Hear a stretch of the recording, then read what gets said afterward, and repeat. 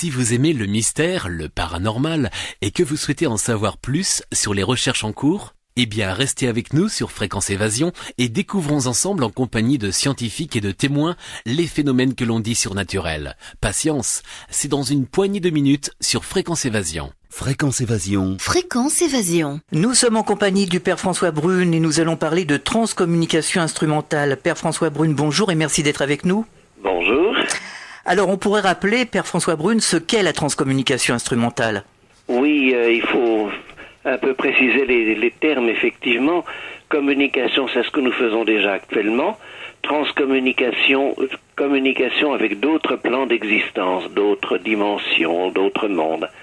Transcommunication mentale, lorsqu'il s'agit de passer par l'intermédiaire d'un médium, par exemple le médium qui vous décrit votre grand-mère et qui vous transmet des messages, et puis l'écriture automatique, les mouvements de la table, tout ça ce sont des messages par transcommunication mentale. Transcommunication instrumentale lorsque ça passe par des appareils électroniques. Alors ce sont essentiellement 5 instruments. Le magnétophone, le haut-parleur radio, ce qui est déjà une technique très différente, le téléphone, le téléviseur et l'ordinateur. Il peut même y avoir quelquefois des phénomènes qui passent par d'autres instruments de façon exceptionnelle. Alors comment avez-vous découvert la transcommunication instrumentale ? Je l'ai d'abord découvert dans des livres, moi. Donc un ouvrage de Jean Prieur, qui est un des grands pionniers en France, notre grand pionnier sur toutes les communications avec l'au-delà, et qui signalait dans un de ses ouvrages le cas de Madame Alvisi en Italie.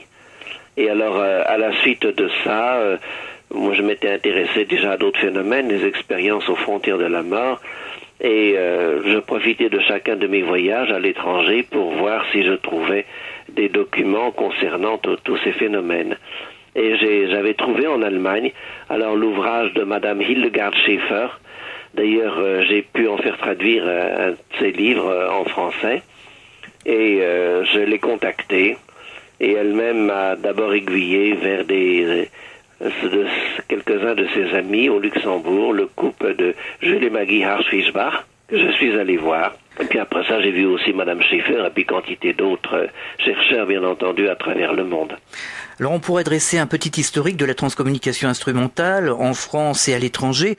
Comment cela a commencé ?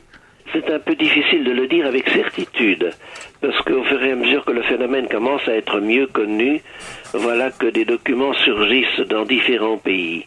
À ma connaissance, le cas le plus ancien, c'est au téléphone, ça peut paraître bizarre, et il s'agit d'un ouvrage qui est apparu au Brésil en 1925, si mes souvenirs sont bons, mais vous trouverez plus de détails dans mes livres avec les chiffres exacts.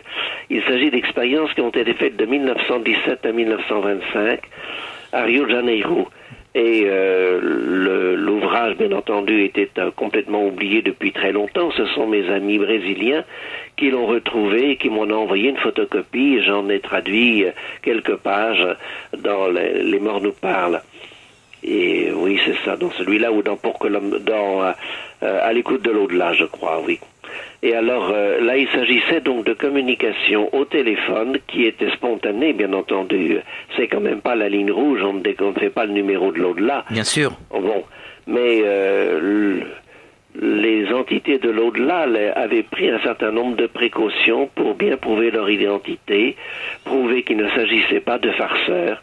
Et sur Terre également, l'auteur Oscar d'Argonel, donc un Brésilien d'origine francophone, certainement, d'Argonel D', bien, avait pris un certain nombre de précautions, un certain nombre d'exigences qu'il avait émises et que devaient remplir les esprits de l'au-delà pour qu'ils soient certains de ne pas être le jouet de plaisanterie. Et je crois que le procédé qu'il avait trouvé est assez convaincant, je le raconte un peu en détail. Et alors là, il a eu quantité de communications au téléphone, certaines extrêmement fortes. Par exemple, pour son anniversaire, on pouvait très bien lui faire pendant plus d'1 heure toute une petite fête dans l'au-delà, où une cantatrice lui chantait l'hymne de la Marseillaise, puisque la Marseillaise est très aimée dans toute l'Amérique latine comme signe de liberté, et puis l'hymne brésilien, et puis également l'Ave Maria de Gounod. En effet. Il y a un grand succès aussi.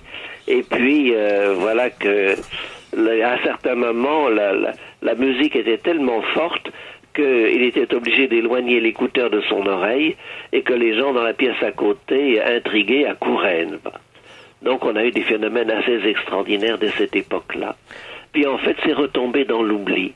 Alors, en Occident, en fait, c'est plutôt Jürgenson qui a été le premier grand découvreur.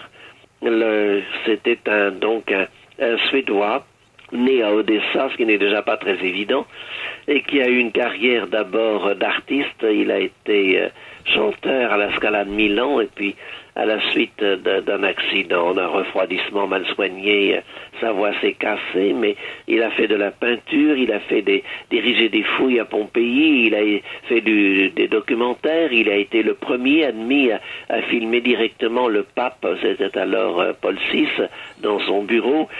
Et voilà qu'un beau jour, dans les environs de Stockholm, il essayait d'enregistrer des cris d'oiseaux dont il avait besoin pour une émission sur la femme qui se présentait à la grande Anastasie de Russie. Et puis voilà qu'en écoutant l'enregistrement, il y a une voix qui, en norvégien, lui conseille d'enregistrer également de nuit des oiseaux en Norvège, notamment le cri du butor.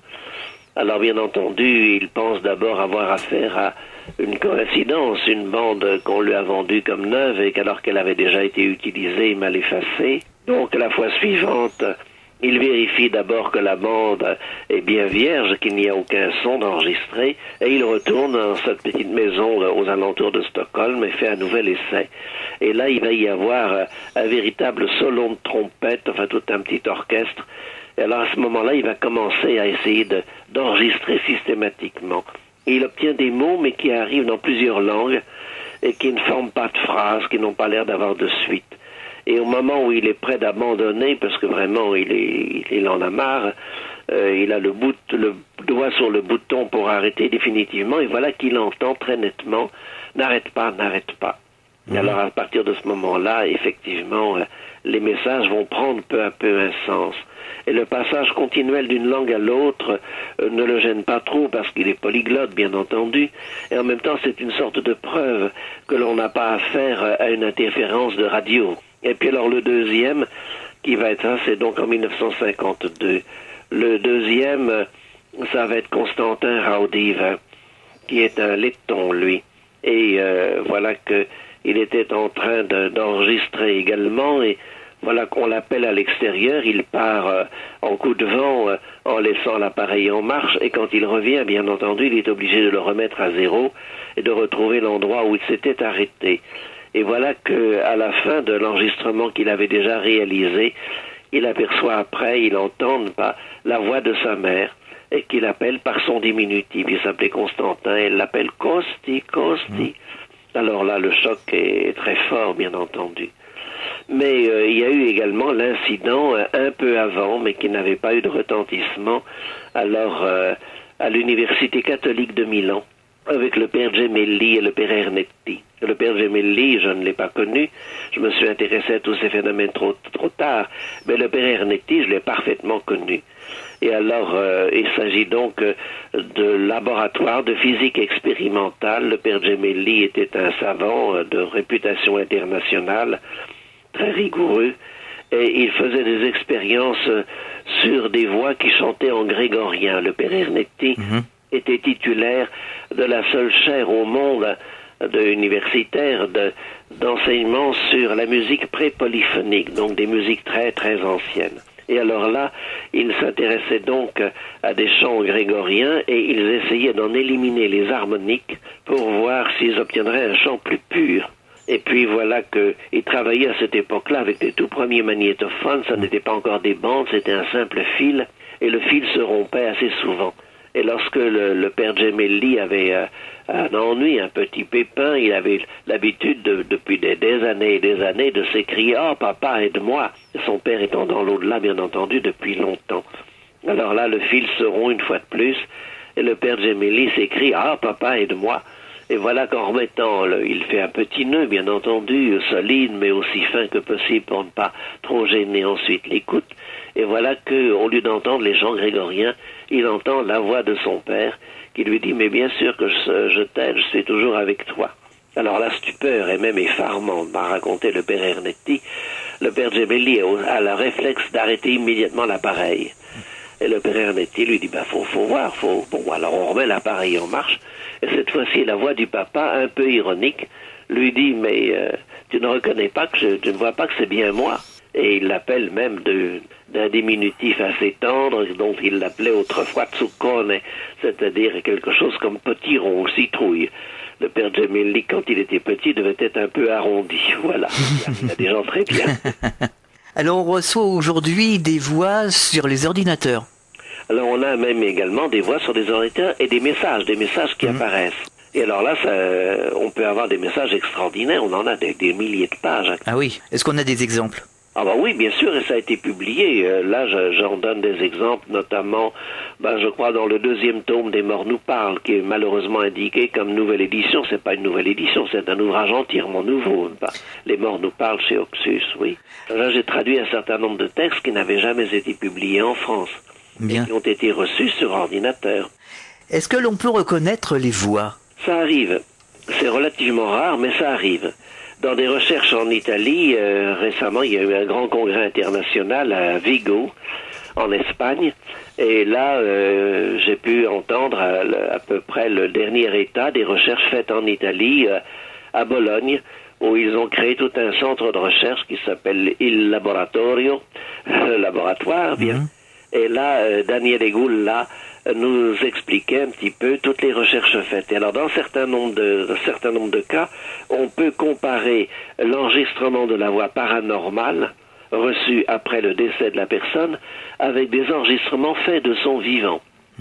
Et dans un certain nombre de cas, alors des appareils hautement sophistiqués auxquels je ne comprends rien, je dois dire. Je n'imaginais pas que l'on pût détailler à ce point la voix humaine sous tant d'aspects différents, ce que je ne soupçonnais pas, mais on finit par retrouver plus de 99% des caractéristiques de la voix. Je trouve qu'on a bien affaire à la même personne, il n'y a aucun doute possible. Je précise que Daniele Gulla est chargé par la police italienne sur l'ensemble du territoire de l'Italie de travailler pour la police aux reconnaissances de voix et d'images. Quelle est la position de l'Église face à ce phénomène ? Bien, il n'y a pas de position officielle et je pense qu'il n'y en aura jamais. Vous savez, nous n'avons pas de position officielle de l'Église pour savoir si on peut faire des avions. On a le droit de voler en l'air. Oui, c'est clair. Bon.